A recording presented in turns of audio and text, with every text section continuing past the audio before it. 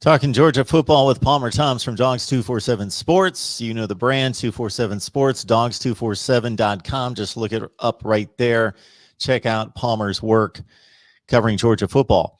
So you had a pretty interesting theory in regards to the backup quarterback position that you shared with me before we started to record. JT Daniels, of course, everybody wants to see him play. I'm guessing, let's say 15 games would be a good number for Georgia fans this year. And, but besides that, the room is loaded, stacked, talented, somewhat inexperienced outside of Stetson Bennett, of course, but he's the guy with the least talent but the most experience. And just your thoughts about how this may play out. God forbid JT Daniels has to miss a game or two or more. Yeah, Kirby Smart has been it was an interesting move to see him come out and announce JT Daniels as the starter. It's something that he didn't do with Justin Fields and Jake Fromm. That whole situation, he didn't even do it once Fields was out, and Fromm was very clearly the guy. You look at Kirby Smart's quarterback history here at Georgia, he has never come out and announced this guy's our starting quarterback. He may have done it with Jacob Eason. That was before I was covering the team. But with Eason that first year, he was a true freshman coming in, and he didn't start the first game. So, Kirby didn't do that. It was him and another guy playing against North Carolina. Eason ended up taking over, obviously was the starter going into that next year before he got injured in the first game, and Fromm took over and held Eason off after that. Fromm holds on to the position group.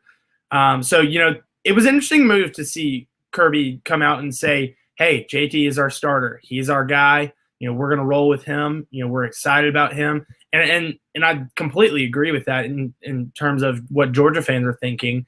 There's a lot of excitement about what JT Daniels can do.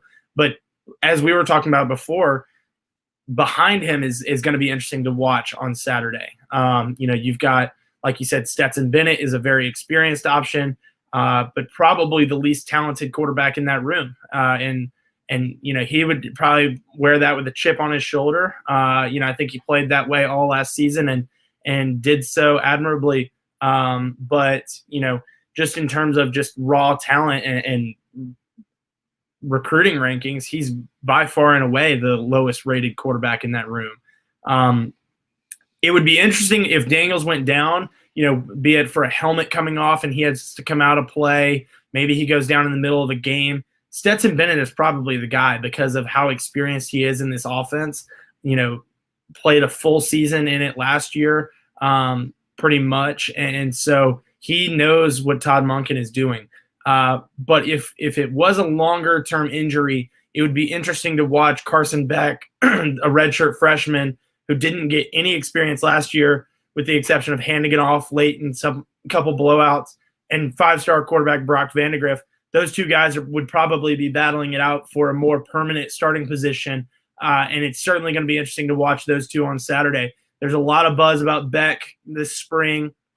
It'll really be the first time that we get to see him, in action, with the bullets flying. I think he's a guy that was highly rated out of high school, and has probably been overlooked in this quarterback room, especially looking ahead beyond this season. I think everyone's looking, it's either going to be Gunnar Stockton, 5-star quarterback, Brock Vandagriff, 5-star quarterback. Well, Carson Beck is still there, and I think this spring he's kind of taken that to heart and made a name for himself in that room. But obviously watching him will be interesting, and as well as watching early enrollee Brock Vandagriff.